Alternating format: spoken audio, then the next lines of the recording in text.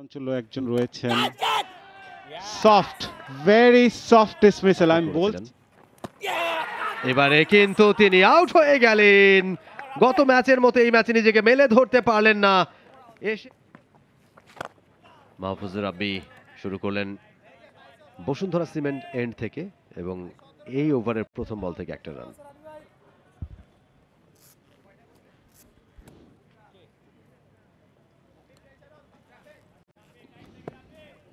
Deep square লেগে একজন fielder রয়েছেন এবং ডিপ সুইপার অঞ্চলে একজন রয়েছেন সফট, ভেরি সফট ডিসমিসাল। আমি বলছিলাম আপনাকে যে এই প্রেশারটা কিন্তু উইকেট এনে দেওয়ার একটা প্রেশার ক্রিয়েট হচ্ছিল এবং রুবেল মিয়ার কথাই বলছিলাম, খুবই সফট ডিসমিসাল, একদম হাতে উঠিয়ে দিয়েছেন ক্যাচটি, কখনো চেষ্টা করেননি যে বল মাটিতে রাখার।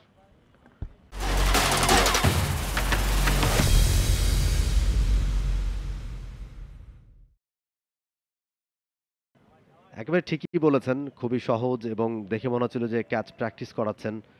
ঠিক তেমনভাবেই ক্যাচটা তুলে দিয়েছেন তিনি এবং আরও একটা উইকেটের পতন। এমনিতেই কাটা ঘা, তার উপর নুনের ছিটা, যে অবস্থাটা হয় ঠিক এই মুহূর্তে যেন তেমনটাই। রুবেল মিয়া তিনি মাত্র 1 রান করে ফিরে যাচ্ছেন। আরও একবার আমরা দেখছি একেবারে ক্যাচ প্র্যাকটিসের মতো করে ইজি ক্যাচ। শান্ত ছিলেন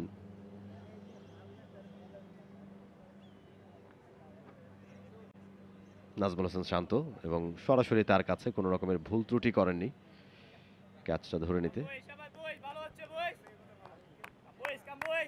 12 বল থেকে 1 রান করে caught by Shanto, bowled Mahfuzur রাব্বি।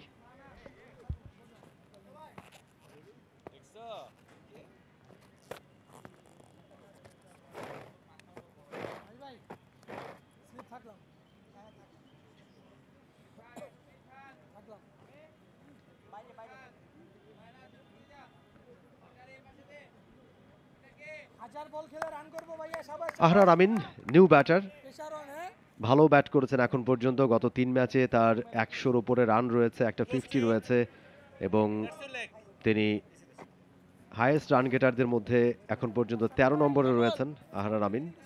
দেখা যাক দলের এই পরিস্থিতিতে কতখানি আসলে কার্যকরী ভূমিকা রাখতে পারেন বাঁহাতি ব্যাটার।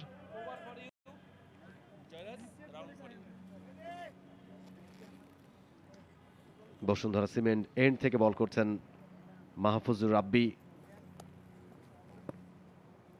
দারুণ বোলিং, 2.2 ওভার বল করে 3 রান দিয়ে একটা উইকেট।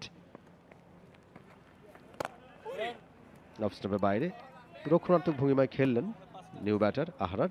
Dot ball. এই সময় পার্টেক স্পোর্টিং ক্লাবের ড্রেসিং রুমটা কিন্তু অনেকটা প্যানিক থাকবে। সো যারা আসবেন তাদের উচিত হবে যে আরেকটু রিল্যাক্স হওয়া। এখন যারা ক্রিজে রয়েছেন তাদেরও ওই সুযোগটা রয়েছে, কিন্তু ড্রেসিং রুমের এনভায়রনমেন্টটা আরেকটু রিল্যাক্স করা। সিনিয়র প্লেয়ার যারা রয়েছেন বা টিম ম্যানেজমেন্টে যারা রয়েছেন তারা এটাকে একটা বড় অপরচুনিটি দেখতে পারেন। ছোট দল হয়ে যখন বড় দলের বিপক্ষে খেলেন, আমি আবাহনীকে বড় দল হিসেবেই বলছি, ডিফেন্ডিং চ্যাম্পিয়ন এবং কঠিন প্রতিপক্ষ, সো তাদের এগেনস্টে যত ভালো করার প্রবণতা থাকবে অত ইন্সপায়ার হবে কিন্তু দলটি। একদম একদম চমৎকার বলেছেন। আহরার আমিন গত ম্যাচে 78 করেছিলেন। এবারে কিন্তু তিনি আউট হয়ে গেলেন। গত ম্যাচের মতো এই ম্যাচে নিজেকে মেলে ধরতে পারলেন না। এসে দ্বিতীয় বলেই আউট হয়ে গেলেন। আরও একটা উইকেটের পতন, আরও খানিকটা প্রেসারে পড়ে গেল পার্টেক স্পোর্টিং ক্লাব। 69 রানে 3 নম্বর উইকেটের পতন ঘটেছে তাদের।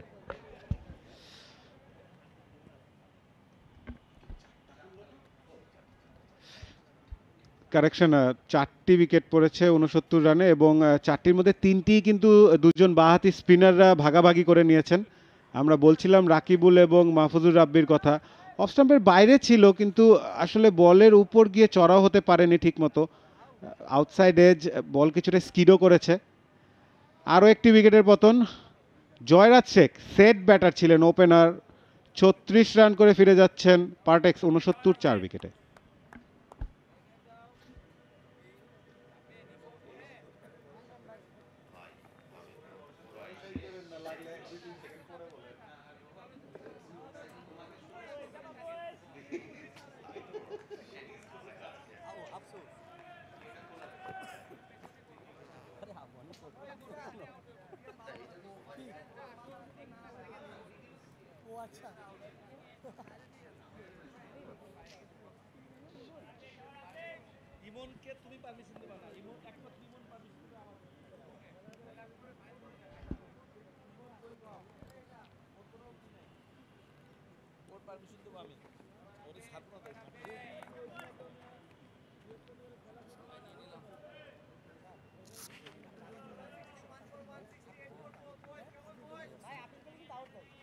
জাওয়াদ রুয়েন নিউ ব্যাটার, এখন দুজনে নিউ ব্যাটার।